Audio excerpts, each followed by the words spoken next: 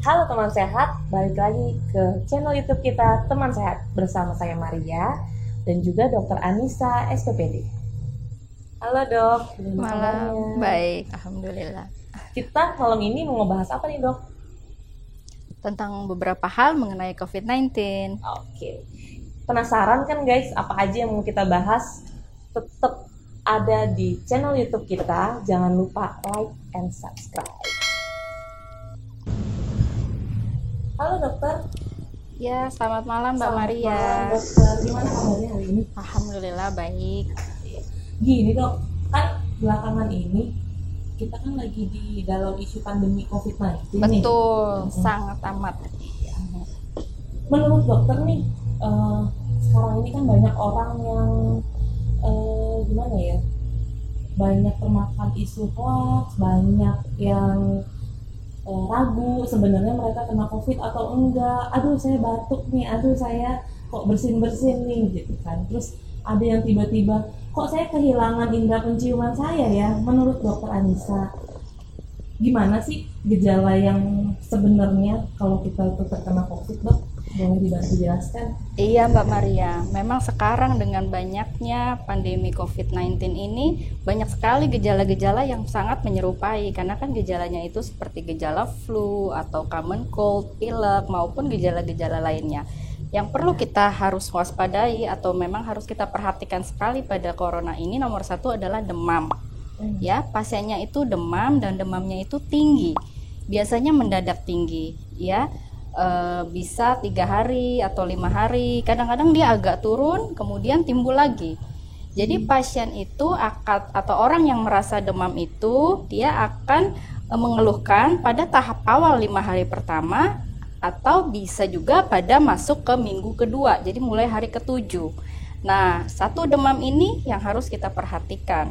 Kedua, pasien biasanya mengalami nyeri-nyeri tubuh yang sangat hebat yang kita sebut dengan mialgia. Jadi ngilu-ngilu Mbak Maria.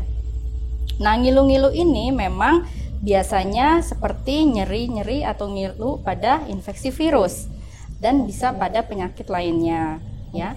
Kemudian pasien juga merasa lemas atau kita sebut fatigue.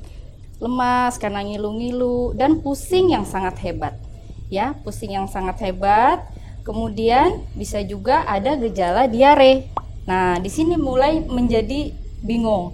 Katanya COVID-19 masuk dari saluran pernafasan. Nah, itu dia. Nah, ada gejala pilek, ada batuk kering, ada ngilu-ngilu, ada pusing. Tapi bagaimana kemudian kok ada diare juga? Iya. Itu dia juga dok yang bikin bingung juga kan.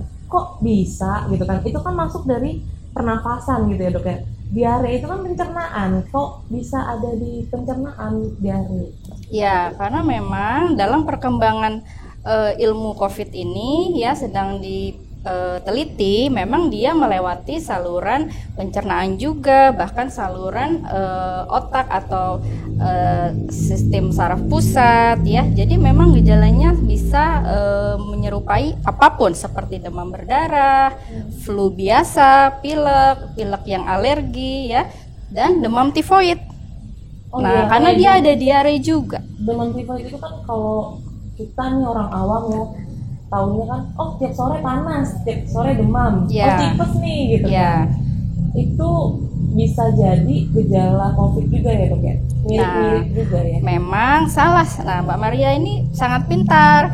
Jadi yang membedakan salah satunya adalah pada demam tifoid itu adalah perjalanannya seperti anak tangga atau kita sebut step ladder.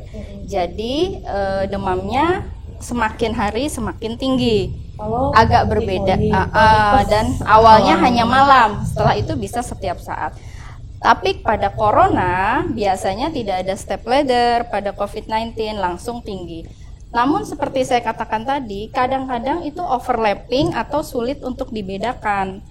Karena corona juga ada kadang dia turun dulu fasenya setelah hari kelima, terus dia naik lagi. Nah, itu jadi kadang-kadang ya, dan gitu tifus juga ada yang tidak terlalu jelas malam ya. Jadi ya, dan ada diare kan, bisa tifus bisa diare, corona bisa diare. Tapi ada satu tips and trik ya buat para pemirsa Itu untuk corona salah satu yang khas itu adanya suatu anosmia. Anosmia itu Itu apa, tadi Dok? Mbak Maria udah ngomong tuh. Anosmia itu apa, Dok? Saya cuma tahu nyebutnya doang nih. Tapi Iya. kalau istilahnya mungkin dokter bisa jelaskan, Dok. Iya, itu salah satu karakteristik yang bisa sedikit memberikan clue adalah hilangnya sensasi penciuman atau indera penciuman. Jadi nggak berasa nih ada bau ikan, bau ayam, itu nggak berasa. Walaupun pada flu biasa bisa juga terjadi, tapi pada COVID-19 hal ini lebih signifikan. Yang kita sebut sensasi penciuman yang hilang atau berkurang atau anosmia ini. Oh, jadi kalau kita tiba-tiba nih ya, bisa nggak sih, Dok? Nggak demam, nggak ada batuk, nggak ada demam, nggak ada pilek, nggak ada bersin-bersin sekalipun, terus tiba-tiba kok saya nggak bisa cium ya, nggak bisa cium apa-apa ya, kayaknya saya pakai parfum udah banyak banget nih, tapi kok wanginya nggak ada, atau pas Iya. lagi makan kok kayaknya garamnya banyak banget tapi kok nggak asin gitu. Ternyata infeksi Ternyata COVID-19 infeksi bisa Mbak Maria, Bisa. karena orang yang terinfeksi COVID-19 belum tentu sakit.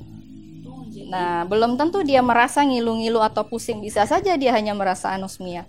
Tapi biasanya kalau kalau tidak bergejala ya tidak ada gejala. Kalau ada gejala ringan anosmia, at least setidaknya ya ada sedikit ngilu-ngilu atau sedikit fever demam atau sedikit pusing. Karena kan gejalanya ada nih, dia bukan yang orang tanpa gejala atau jadi dia bergejala.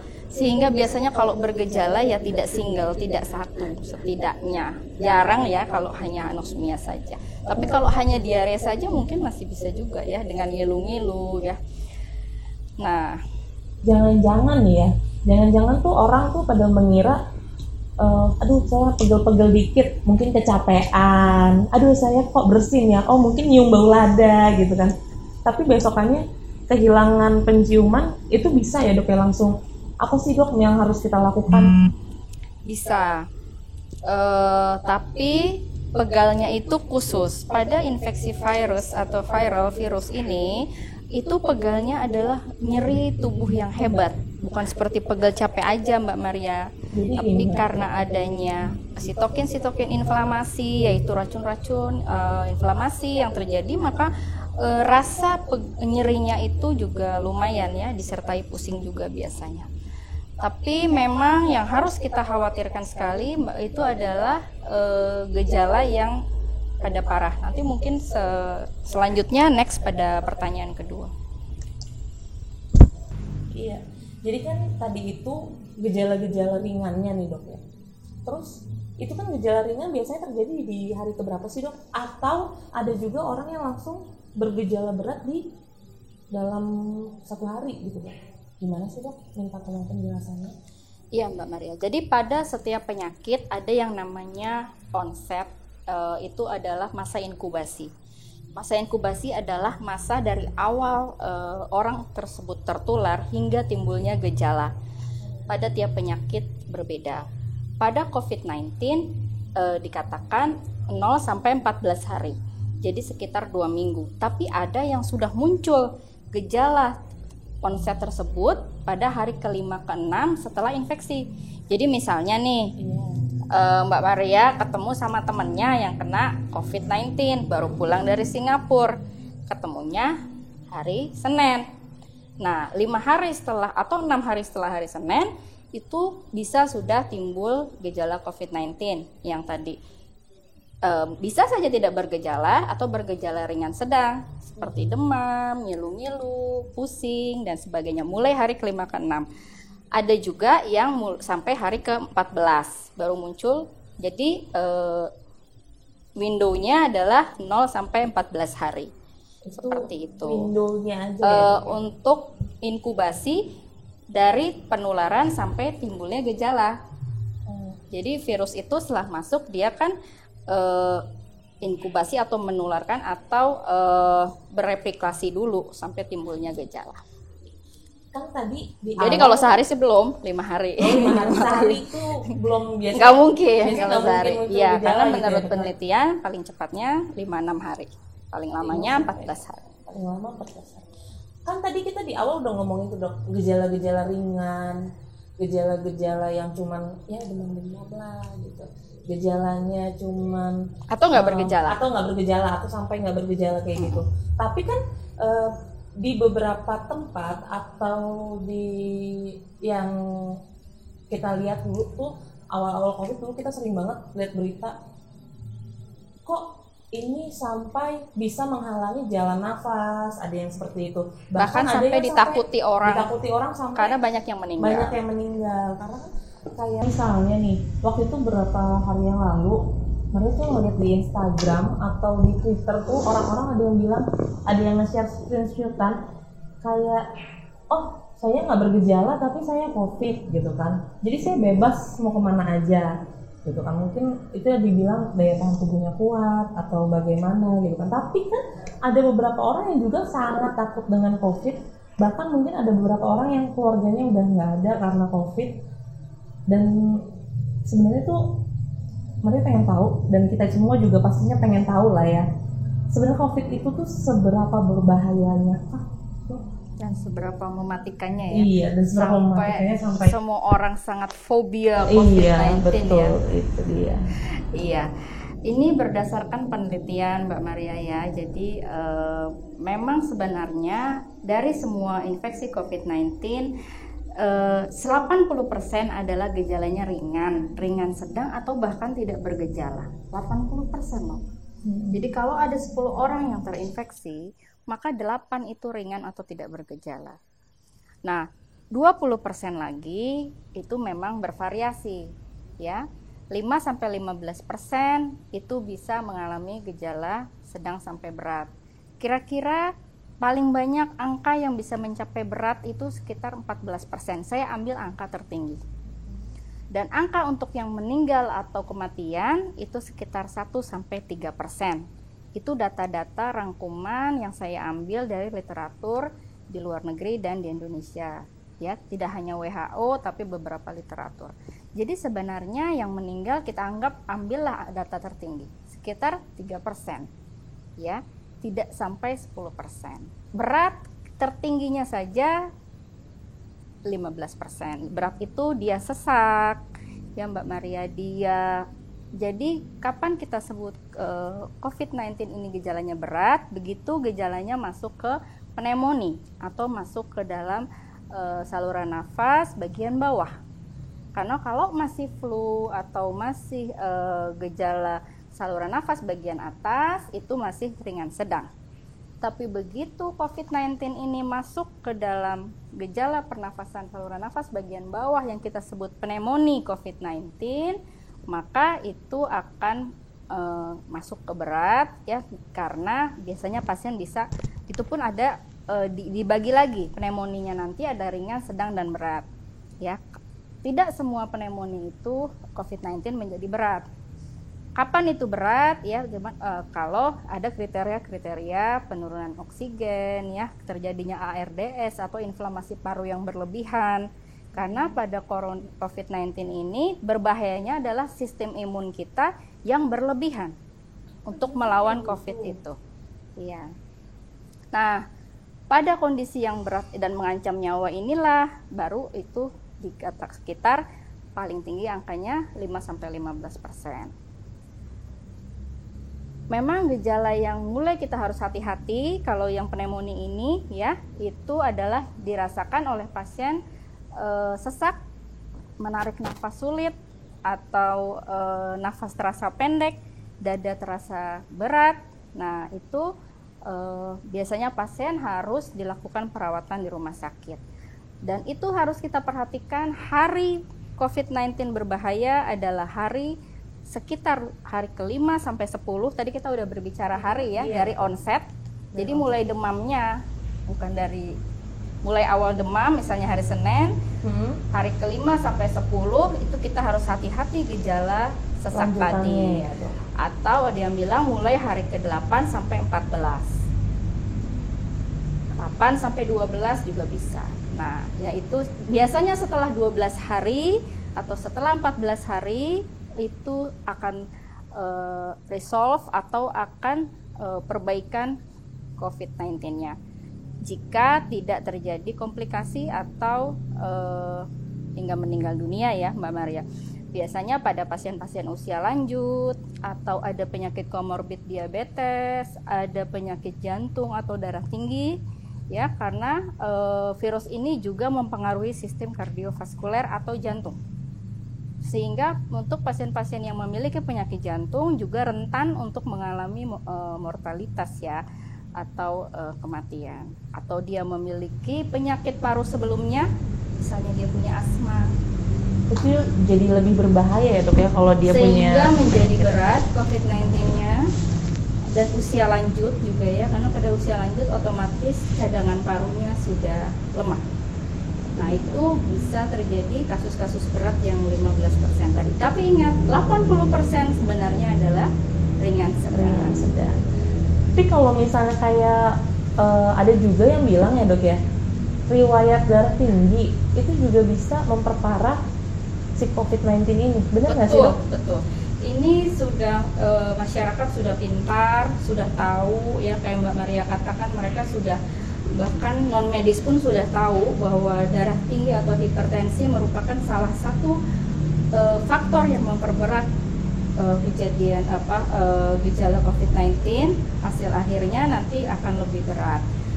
Tidak ada istilah riwayat, karena seorang yang sudah didiagnosis hipertensi akan sepenuhnya hipertensi. Jadi tidak ada istilah riwayat hipertensi, tapi dia yang punya sakit hipertensi. Sehingga otomatis sistem kardiovaskuler atau jantung pembuluh darahnya sudah sedikit terganggu, sudah agak lemah, karena apalagi kalau tidak terkontrol Mbak Maria. Begitu dia terkena infeksi COVID-19, maka virus ini juga akan mempengaruhi sistem kardiovaskuler, sehingga pada saat masa hari ke-5, 10 atau 8 sampai 12 ini, saat terjadi inflamasi yang berlebihan dan terjadi ARDS ya, atau distres pernafasan, itu sistem dari paru dan jantungnya mungkin tidak kuat sehingga bisa mengalami lebih berat. Jadi seperti itu guys.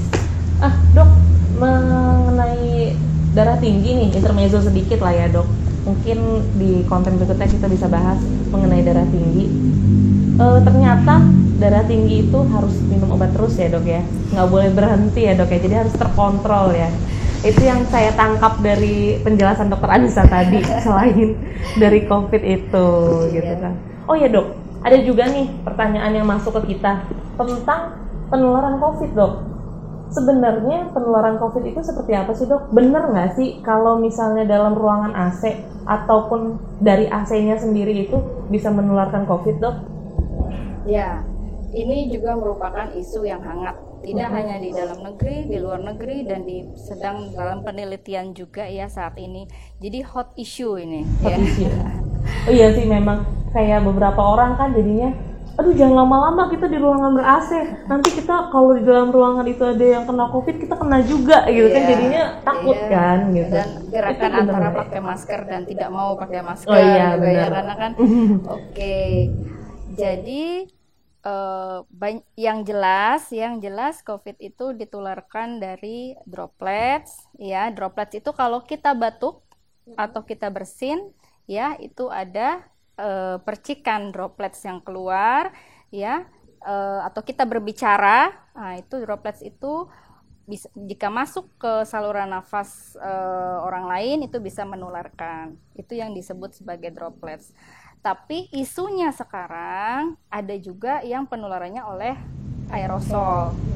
Aerosol itu berarti partikel yang lebih kecil daripada droplet. Betul. Permasalahannya kalau droplet itu dia lebih besar ya, sekitar lebih dari 5 mikron misalnya. Droplet aja udah nggak kelihatan ya dok ya. Ini aerosol loh. Nah dia begitu kita bicara atau batuk atau bersin, dia keluar terus dia jatuh ke bawah. Nah, jadi tidak terlalu menjadi masalah. Yang sekarang menjadi hot issue adalah apakah bisa menular oleh airborne atau aerosol. Kalau aerosol dia kecil dan melayang-layang, bisa seperti AC tadi, bisa berjam-jam di udara, sehingga otomatis bisa dong lewat AC atau pada satu ruangan dia bisa bertahan berjam-jam, jadi lebih mudah membawa penularan. Tapi sampai sekarang belum confirm bahwa COVID-19 bisa menular oleh aerosol atau lewat AC ini. Tapi dan juga banyak faktor yang mempengaruhi, Mbak Maria. Kira-kira faktornya apa aja sih dok yang pengaruh itu? Ya, jadi ada beberapa faktor. Yang penting tuh misalnya 4 faktor ya. Satu adalah kelembapan, suhu, sinar matahari, dan ventilasi. Nah, coba kita bahas satu-satu, Mbak Maria. Coba dok. Misalnya nih ya, dari apa dulu tadi? Suhu yang baik supaya kita bisa terhindar dari COVID itu. Nah, logikanya kalau kita sinar matahari atau suhunya itu sebenarnya suhu relatif ya. Kalau panas kan malah lebih cepat perkembangbiakan oleh kuman ya.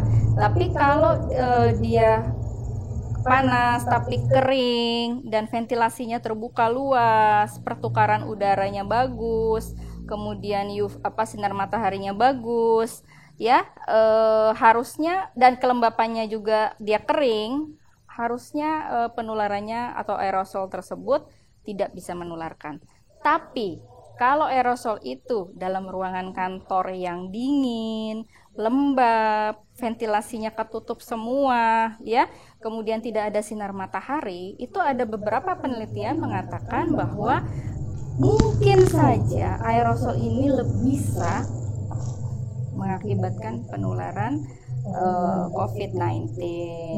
Jadi masih hot issue ini, kita belum ada konklusi.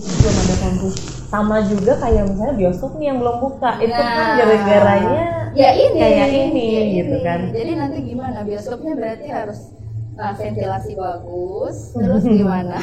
Lembab, nggak boleh lembab kan, karena bioskop selama ini yang kita nikmati, bioskop itu kan dingin dan cenderung lebih lembab, apalagi dengan sofa-sofanya yang seperti itu. Ya itu biarkan mereka yang memikirkan. Masalah sofa nanti lain lagi nih, ini penularan yang satu lagi. Oh itu beda lagi ya dok ya kalau kayak gitu ya. Jadi beda lagi. Kan tadi dokter bilang nih, sofanya bioskop beda lagi, beda penularan. Kalau tadi kita bahas si AC penularan, aerosol, nah ini sofa nih. Sofa itu berarti apakah dia menyimpan si aerosolnya itu di dalam busanya gitu? Pintu gitu atau ya? Nah kalau gagang pintu kan dia kan permukaan padat nih dok nih ya. Kalau gagang sofa, kalau sofa itu kan permukaannya ini kayak gini kan lembut, membel, bisa nyerap air, nyerap gitu kan. Itu kan beda nih dok ya. Bener nggak sih dok kalau misalnya si sofa ini bisa nyimpen si virusnya lebih lama, atau mungkin permukaan yang lain juga bisa nyimpen yang lebih lama? Iya, memang ini suatu ilmu yang kita sebut sebagai surface contact ya dari COVID-19. Jadi dikatakan memang pada beberapa permukaan ya itu bisa menyimpan virus itu ya, misalnya permukaan plastik atau besi atau gagang pintu atau kayu ya. Karena dengan surface contact ini si virus COVID-19 bisa bertahan 1-3 hari. Itu ya. Beda benda, beda ininya nggak sih dok? Ya misalnya ada orang batuk atau bersin, keluarlah droplet itu dan menempel di surface. Makanya kalau kita lihat kan di Singapura di mana itu kan dia surface-nya itu gagang pintu, di bis umum, di fasilitas umum, dimanapun dia disinfektan kan. Ini prinsipnya adalah surface contact tersebut. Kemudian juga kita harus tahu bahwa pada permukaan plastik, besi, kayu itu beda-beda. Tapi jadi bertahannya tuh beda. Tapi rata-rata 1-3 hari bisa bertahan. Jadi penularan COVID-19 juga selain dari si droplets itu ya, itu bisa juga misalnya kita pegang-pegang nih, terus kita megang hidung kita inokulasi langsung permukaan hidung kita, jadi masuk ke saluran nafas. Jadi paling penting harus cuci tangan. Sebentar nih dok, tadi kan dokter menjelaskan inokulasi, mungkin teman-teman jadi pegang-pegang hidung. Saya belum tahu nih inokulasi itu apa sih dok? Ya itu pegang-pegang itu memasukkan agen atau virus tersebut ke tubuh kita dengan tangan yang paling bahaya adalah dari tangan kita ini. Pegang, terus pegang. Sama juga kalau kita pakai masker, itu ada penelitiannya, ada dalam 1 jam itu masker bisa dipegang 23 kali sama kita. Oh, kayak misalnya nih, pakai masker, benerin, turunin, kencengin. Dalam 1 jam 23 kali. Mbak Maria kebayang nggak? 1 hari. Nah, 1 hari 24 jam. Nah, itu seharusnya jangan. Karena saat dipegang berkali-kali itu, apalagi dengan cuci tangan yang kurang, sama aja penularannya tetap akan masuk. Ya. Jadi kita harus lebih hati-hati lagi, pakai masker jangan kurang-kurangin lagi, ya, pegang-pegangnya. Iya, dan yang paling penting tadi cuci tangan. Hand sanitizer. Oh iya dok, ada juga yang bilang antara hand sanitizer dengan cuci tangan itu lebih efektif mana sih dok? Ya sesungguhnya memang dengan gerakan mencuci tangan, tapi terkadang lebih praktis untuk segi praktis hand sanitizer. Tapi kalau lebih baik sih dengan cuci tangan. Jadi kalau kita nemu keran sama sabun, mendingan kita cuci tangan aja gitu ya dok ya, dibandingkan hand sanitizer. Tapi keringinnya harus bersih juga, jangan langsung diciprat-cipratin. Iya. Jadi percuma dong kalau habis cuci tangan nggak langsung dikeringin, itu percuma gitu ya. Masalahnya kalau kita pakai sabun yang contact surface itu, kalau sebelumnya dia juga orang yang tangannya nggak bersih, nah atau makanya bagusnya yang langsung otomatis itu, yang air keluar sabun, jadi yang nggak perlu yang cuman sensor. Kayaknya di Indonesia udah ada beberapa yang kayak gitu sih. Mereka biasanya di kaki dikasihnya. Orang Indonesia kan kreatif semua dok. Jadi gini dok, tadi kan dokter ngejelasin tuh yang masa inkubasi virus selama 14 hari atau 2 minggu itu kan baru inkubasi dok, belum sama masa sakitnya sendiri. Kalau inkubasi kan berarti kan lagi tertular-tularnya gitu kan, baru sampai timbul gejala. Timbul gejala. Nah, sampai timbul gejala, terus sampai sakitnya, terus sampai sembuhnya, itu kira-kira berapa lama sih dok? Oke. Iya, sedikit ya, karena kalau secara detail ya panjang sekali ya. Jadi secara general itu tadi benar Mbak Maria, inkubasi adalah sekitar paling cepat rata-rata 5 sampai 6 hari ya. Jadi cepat ya sebenarnya, 5 hari ketularan tuh udah langsung kelihatan demam atau kalau bergejala. Paling lama 14 hari. Kemudian masa sakitnya sendiri, saya katakan tadi awal-awal kan timbul gejala tuh, mulai yang hari pertama demam atau pusing, ngilu-ngilu ya, gangguan penciuman, bisa disertai diare, sampai mulai timbul sesak. Biasanya Mbak Maria sesak itu tadi saya katakan mulai hari ke-5 sampai 10 ya, atau bisa juga hari ke-8 sampai 12. Jadi rata-rata mulai 1 minggu habis, masuk minggu kedua itu ada rasa. Kalau memang terjadi gangguan pernafasan, itu yang harus diwaspadai adalah awal minggu kedua atau hari ke-7 ke-8 itu.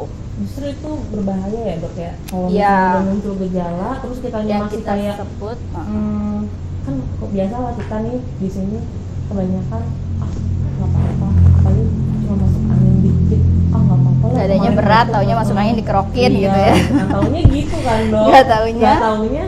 Nah harus hati-hati kalau timbul gejala itu pada kira-kira udah demam sekitar 5-7 hari, segera periksakan diri Anda ke dokter, karena mungkin bisa dapat membutuhkan perawatan rumah sakit kalau ada gejala pneumonia yang sedang berat ya, hari ke-7, 8 yang biasanya gejala untuk distress pernafasan atau ARDS ya, sindrom respiratory distress akut pernafasan itu terjadinya sampai hari ke-12 atau 14, dan biasanya setelah 2 minggu itu 12 atau 14 hari pasien akan mengalami perbaikan jika tidak ditangani dengan baik dan tidak ada penyakit-penyakit yang terlalu berat ya. Secara umum biasanya dia akan resolve atau akan sembuh hari ke-12 atau 14. Di literatur dikatakan sekitar 2 minggu, maksimal jika agak berat 3 minggu akan sembuh. Itu kalau paling lama 3 mingguan, ya harusnya 2 minggu udah sembuh. Kalau Ya. disertai kayak tadi dokter bilang disertai penyakit penyerta yang lain, mungkin gejalanya tambah berat. Bukan Ya, gejala kalau lagi, berat, sakitnya lagi ya. tambah ya berat. mungkin bisa 3 minggu ya sampai lebih. Itu kan masa sakitnya nih dok. Kalau Ya. untuk kira-kira masa penyembuhannya sendiri gitu ya dok ya, itu bagaimana dok? Iya, masa penyembuhannya itu biasanya setelah lewat 14 hari dari awal gejala itu sudah mulai masuk masa penyembuhan ya.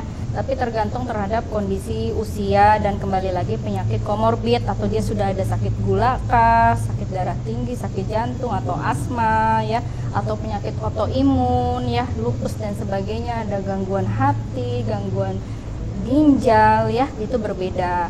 Kapan kita katakan sembuh? Setelah lewat dari hari ke-14 atau mulai 2 minggu lewat itu dan tidak ada demam lagi 3 hari, minimal 3 hari bebas demam, tidak ada keluhan pernafasan yang bermakna, tidak sesak lagi. Kalau di ronsen juga perbaikan atau stabil, tidak bertambah buruk. Karena kan corona COVID-19 itu dia kalau yang pneumonia perburukannya cepat. Jadi kalau lewat ya Lebih cepat dari pneumonia. Kalau dulu kan ada pneumonia. iya, dia cepat perburukannya. Jadi mungkin dalam diulang ronsen 3-5 hari, mungkin kalau sebelum masa 2 minggu itu dia perburukannya jelas. Jadi kalau sudah lewat masa 14 hari atau 16 hari di ronsen juga tidak tambah buruk, kemudian pasiennya tidak sesak, bebas demam 3 hari ya. Kemudian laboratorium yang paling penting ya, PCR-nya ya sudah negatif. Tapi kan kadang-kadang kita tidak, kalau bisa sih nunggu PCR. Kalau tidak bisa kita gunakan kriteria klinis yang lain. Nah itu kita nyatakan sembuh berdasarkan hitungan hari dan klinis dan radiologis ronsen dan laboratorium. Oh gitu dok. Tapi kan ada juga tuh kayak kemarin beberapa hari yang lalu tuh saya lihat di Instagram, di TikTok tuh sekarang tuh yang lagi tren. Itu banyak juga. TikTok ada yang COVID-19 juga? Iya, oh, ada. TikTok ada yang COVID-19. Jadi dia pasien di Wisma Atlet. Oh. Dia itu udah berapa bulan dirawat di sana. Tapi hasil swab atau PCR-nya itu selalu positif dok. Padahal dia ngerasa dia udah sembuh. Kalau kayak gitu, nah itulah itu yang menjadi isu juga ya, padahal pasiennya sudah lewat masa 3 minggu, iya. tidak ada demam. Itu jadi kita gunakan kriteria itu. Kalau dia sudah tidak demam, tidak sesak, ronsennya tidak perburukan, pasiennya boleh pulang. Tapi kan dia masih positif nih Mbak Maria, jadi tentu saja di rumah harus isolasi mandiri ya, menggunakan masker, menjaga jarak dengan orang di rumahnya, menjaga peralatan-peralatan makanan terpisah, di kamar mandi juga harus menjaga hygiene-nya ya, karena kan bisa juga dari feses ya, walaupun itu tidak banyak kasusnya, itu juga bisa menular sampai terbukti nanti negatif, karena masih COVID-19 ini kan masih baru, jadi belum ada yang jelas sekali berapa harikah itu bisa sampai positifnya, penularannya. Mungkin aja masih sebulan 2 bulan masih menular kalau dia masih positif. Misalnya seperti itu. Sebulan 2 bulan kalau dia masih positif masih bisa menularkan ke orang Walaupun lain. dia sudah Walaupun dia udah tidak bergejala lagi gitu ya. betul. Dok, ya? Nah teman sehat, kita nih udah selesai nih ngobrol-ngobrol sama dokter Anisanya dari masalah COVID-19 ini. Terima kasih dok buat waktunya, buat penjelasannya buat kita semua. Sama-sama. Terus kita tuh udah ngobrol nih tadi kita udah ngobrol masalah apa aja dok tadi? Penularan, terus masalah gejalanya, terus masalah perjalanan penyakitnya juga. Dan jangan lupa kalau gejalanya makin berat harus langsung ke rumah sakit. Harus ke rumah sakit. Biasanya kalau ke rumah sakit berapa dok? Hari ke-5 atau ke-5 atau ke-7 masuk ke minggu kedua dan ada gejala sesak. Oke teman sehat, jangan lupa cuci tangan sesering mungkin, apalagi kalau habis menyentuh barang-barang di sekitar kalian. Jangan lupa makan yang sehat dan stay safe buat teman sehat semuanya. Jangan lupa juga buat like and subscribe channel YouTube kita Teman Sehat. Bye.